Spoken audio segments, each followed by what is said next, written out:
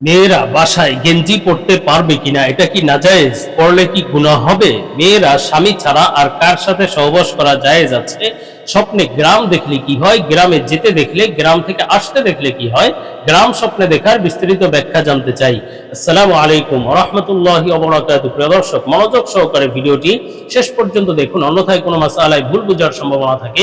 আর সরাসরি কোনো প্রশ্ন করতে বা লিখিত কোনো বিষয়ে সমাধান পেতে ফতোয়া বিভাগে স্ক্রিনে দেওয়া নম্বরে ইমো অথবা হোয়াটসঅ্যাপে যোগাযোগ করবেন। তো আমরা মূল আলোচনায় চলে যাব। সম্মানিত নাজরীন, একটি জরুরি বিষয়, আমরা ঢাকার মিরপুরে শীঘ্রই একটি মাদ্রাসা প্রতিষ্ঠা করতে যাচ্ছি ইনশাআল্লাহ। মাদ্রাসার নাম জামিয়া ইসলামিয়া দারুল হাবিব। মাদ্রাসায় শিশু শ্রেণী থেকে নিয়ে নুরানি বিভাগ, নাজেরা ও হিফজ বিভাগ এবং কিতাব বিভাগ থাকবে ইনশাআল্লাহ, মহিলা ও পুরুষ শাখা। সুতরাং আপনার সন্তানকে ভর্তি করার জন্য যোগাযোগ করতে পারেন এবং দেশ ও প্রবাস থেকে কেউ দান, অনুদান ও সহযোগিতা করতে চাইলে স্ক্রিনে বিকাশ, রকেট, নগদ নাম্বার এবং ব্যাংক অ্যাকাউন্ট দেওয়া আছে, সহযোগিতা করতে পারেন। তো আমরা সরাসরি প্রশ্নের জবাবে চলে যাই। প্রশ্ন ছিল, স্বপ্নে গ্রাম দেখলে কি হয়? গ্রামে যেতে দেখলে, গ্রাম থেকে আসতে দেখলে কি হয়? গ্রাম স্বপ্নে দেখার বিস্তারিত ব্যাখ্যা জানতে চাই। দেখুন, স্বপ্ন অত্যন্ত গুরুত্বপূর্ণ একটি বিষয়। আল্লাহ তাআলার পক্ষ থেকে বান্দাদের জন্য হাদিয়া স্বরূপ আল্লাহ তাআলা স্বপ্নের মাধ্যমে বান্দাকে বিভিন্ন সময় বিভিন্ন বার্তা দিয়ে থাকেন, হয়তো সুসংবাদের বার্তা অথবা কোনো সতর্ক বার্তা।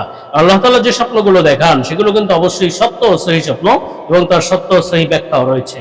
তো প্রশ্নের ভিত্তিতে আজকে স্বপ্নে গ্রাম দেখার ব্যাখ্যা সম্পর্কে আলোচনা করব। নির্ভরযোগ্য স্বপ্নের ব্যাখ্যার কিতাব আল্লামা ইমাম মুহাম্মদ ইবনে সিরিন রহমাতুল্লাহ আলাইহির তাবিরুর রুইয়া কিতাব থেকে। হযরত ইবনে সিরিন রহমাতুল্লাহ আলাইহি বলেন, স্বপ্নে যদি কোনো ব্যক্তি গ্রাম দেখে, বিশেষভাবে নিজের গ্রাম দেখে, নিজের গ্রামে অপরিচিত কোনো জায়গা দেখে, নিজের গ্রামেই আছে কিন্তু যেই গ্রামটি, যেই জায়গাটি স্বপ্নে দেখেছে সেটা সে চিনে না, এমন স্বপ্ন দেখলে বুঝতে হবে এটি তার জন্য কল্যাণ এবং বরকত লাভের আলামত। জীবনে কল্যাণ আসবে, বারাকা লাভ করবে ইনশাআল্লাহ।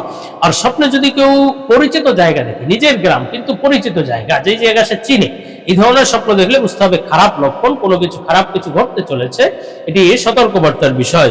আর স্বপ্নে যদি কেউ গ্রাম থেকে শহরে যেতে দেখে, গ্রাম ছেড়ে শহরে যাচ্ছে, এই ধরনের স্বপ্ন দেখলে তাহলে বুঝতে হবে ইনশাআল্লাহ সে ফিতনা ফাসাদ থেকে হেফাজত থাকবে, আযাব গজব থেকে বিরত থাকবে এবং আল্লাহ তাআলা তার সব বিপদ আপদ দূর করে দেবেন, বিপদ আপদ আসবে না ইনশাআল্লাহ। এবং তার যেই কাজ বন্ধ হয়ে আছে সেই কাজ সমাপ্ত হয়ে যাবে ইনশাআল্লাহ। আর স্বপ্নে যদি কেউ এর বিপরীত দেখে, যে শহর থেকে গ্রামে যাচ্ছে, এটি অবশ্য ফিতনা ফাসাদে জড়িত হওয়ার আলামত, বিপদ আপদে জড়িত হওয়ার আলামত, সামনে কোনো বিপদ আপদ আসতে চলেছে, এটি সতর্কবার্তার বিষয়। আর স্বপ্নে যদি কোনো ব্যক্তি দেখে যে নিজের গ্রামে তার জায়গা জমি আছে, তার গাছপালা, ফলমূল, শস্য, এই সমস্ত স্বপ্নে দেখা, এটি তার জন্য অবশ্যই সৌভাগ্যের বিষয়, জীবনে কল্যাণ আসবে, বরকত আসবে। আর যদি স্বপ্নে কেউ গ্রাম ভেঙে যেতে দেখে, গ্রাম বরবাদ হয়ে যাচ্ছে, গ্রামে তুফান এসেছে অথবা গ্রামে যুদ্ধ বিগ্রহ চলছে, মারামারি চলছে, এই ধরনের স্বপ্ন দেখলে এটি বড়ই সতর্কবার্তার বিষয় যে তার জীবন থেকে সব ধরনের শান্তি, সুখ শান্তি দূর হয়ে যেতে পারে, অশান্তি, দুঃখ কষ্ট আসতে পারে, সতর্কবার্তার বিষয়। আল্লাহ তাআলা আমাদেরকে হেফাজত করেন।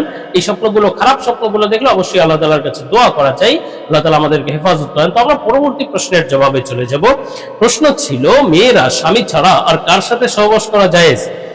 দেখুন, বড়ই আফসোসের বিষয়, মুসলমান ভাই বোনদের এই ধরনের প্রশ্ন মাথায় আসে। আসলে আল্লাহ তাআলা মানুষকে সৃষ্টি করেছেন, মানুষকে সৃষ্টি করে তাদের বিভিন্ন প্রয়োজন দিয়েছেন, প্রয়োজন পূর্ণ করার বিভিন্ন মাধ্যম দিয়েছেন। দুটি মাধ্যম দিয়েছেন, একটি হলো বৈধ মাধ্যম আর একটি হলো অবৈধ। যেমন মানুষের টাকার প্রয়োজন, এটা আল্লাহ তাআলাই দিয়েছেন এবং সেই প্রয়োজনটা পূর্ণ করার জন্য বৈধ মাধ্যম আছে, টাকা পয়সা ব্যবসা বাণিজ্য করে, হালাল ভাবে টাকা পয়সা অর্জন করে নিজের প্রয়োজন পূর্ণ করা। একটু হারাম ভাবে টাকা পয়সা উপার্জন করা, এটিও একটা পদ্ধতি। চুরি করে, ডাকাতি করে, পকেটমারি করে, এই সমস্ত হারাম পদ্ধতিতে নিজের টাকার চাহিদা পূর্ণ করা। এমনি ভাবে মানুষকে আল্লাহ তাআলা জৈবিক চাহিদা দিয়েছেন, শারীরিক চাহিদা দিয়েছেন এবং সেই চাহিদা পূর্ণ করার দুটি মাধ্যম, একটি হলো বৈধ আর একটি হলো অবৈধ। আল্লাহ তাআলা এই সম্পর্কে কোরআনুল কারীমের মধ্যে সূরা মুমিনুনের মধ্যে আল্লাহ তাআলা বিস্তারিত বলেছেন বৈধ উপায় কি আর অবৈধ উপায় কি। আল্লাহ তাআলা মুমিনদের পরিচয় দিয়েছেন, ক্বাদ আফলাহাল মুমিনুন, এর পরবর্তীতে গিয়ে বলেছেন আল্লাযীনা হুম লিফুরুজিহিম হাফিজুন, অর্থাৎ মুমিনদের একটি গুণ হলো তারা নিজের লজ্জাস্থানের হেফাজত করে, লজ্জাস্থান বৈধ ছাড়া অন্য কোনো অবৈধ জায়গায় ব্যবহার করে না, এটি হলো মুমিনের গুণ। এখন বৈধ জায়গা কি, অবৈধ জায়গা কি? আল্লাহ তাআলা পরবর্তীতে আয়াতেই বলেন, ইল্লা আলা আজওয়াজিহিম আও মা মালাকাত আইমানুহুম ফাইন্নাহুম গায়রু মালুমিন। বৈধ জায়গা দুটি, নিজের যৌন চাহিদা পূর্ণ করার জন্য বৈধ জায়গা পুরুষ মহিলা নির্বিশেষে দুটি। বর্তমানে শুধুমাত্র একটি জায়গাই বাকি আছে, আমি আবার বলছি, বর্তমানে শুধুমাত্র স্বামী স্ত্রীর মাধ্যমে, স্ত্রী স্বামীর মাধ্যমে বিবাহে, বৈধভাবে বিবাহে স্বামী স্ত্রী যে হবে, যারা হবে তারা একে অপরের মাধ্যমে নিজের জৈবিক চাহিদা পূর্ণ করবে, শারীরিক চাহিদা, যৌন চাহিদা পূর্ণ করবে। এছাড়া অন্য কোনো উপায় বর্তমানে কিন্তু বাকি নেই। আরেকটি পদ্ধতি, ইল্লা আলা আজওয়াজহিম আও মা মালাকাত আইমানুহুম, আল্লাহ তাআলা বলেছেন গোলামবাদীর মাসালা যখন ছিল, গোলামবাদীর প্রচলন কিন্তু বর্তমানে নেই। গোলামবাদীর প্রচলন যখন ছিল তখনকার এই মাসালা যে মালিক মনিব যে থাকবে সে তার কৃতদাসীর সাথে শারীরিক সম্পর্ক করতে পারবে এবং কৃতদাসীও মনিবের সাথে শারীরিক সম্পর্ক করতে পারবে, তবে শর্ত হলো ওই কৃতদাসীর কোনো স্বামী না থাকতে হবে। কৃতদাসী বৈধভাবে কৃতদাসী হতে হবে এবং তার কোনো স্বামী না থাকতে হবে। এই ধরনের কৃতদাসীর মাধ্যমে বা কৃতদাসী তার মনিবের মাধ্যমে যৌন চাহিদা, শারীরিক চাহিদা পূর্ণ করার একটা বিধান তৎকালীন ছিল, বা ভবিষ্যতেও যদি কখনো এই বিধান প্রবর্তন হয় বা কার্যকর হয় এই গোলামবাদীর বিষয়টি, তাহলে তখন কার্যকর। কিন্তু বর্তমানে আসলে কিন্তু গোলামবাদীর প্রচলন নেই। বর্তমানে শুধুমাত্র স্বামী স্ত্রীর মাধ্যমে, স্ত্রী স্বামীর মাধ্যমে নিজের চাহিদা পূর্ণ করবে, অন্য কোনো উপায় কিন্তু বৈধ নয়। সেটি হস্তমৈথুন হতে পারে অথবা অন্য যে কোনো উপায়ে নিজের চাহিদা, পুরুষ মহিলা কারোর জন্যই বৈধ নয়। পুরুষের জন্য স্ত্রী ছাড়া আর স্ত্রীর জন্য স্বামী ছাড়া অন্য কোনো উপায়ে, অন্য কোনো ব্যক্তির মাধ্যমে, মানুষের মাধ্যমে অথবা অন্য কোনো উপায়েই নিজের শারীরিক চাহিদা পূর্ণ করা সম্পূর্ণরূপে হারাম। এগুলো থেকে বিরত থাকতে হবে। আমরা পরবর্তী প্রশ্নের জবাবে চলে যে প্রশ্ন ছিল, মেয়েরা বাসায় গেঞ্জি পরতে পারবে কিনা, এটা কি নাজায়েজ, গুনাহ হবে? দেখুন, মেয়েরা বাসায় গেঞ্জি পরতে পারবে কি পারবে না, বা এতে গুনাহ হবে কি হবে না, এটা নির্ভর করে আসলে বাসায় মেয়েদের সাথে আর কে কে বসবাস করে।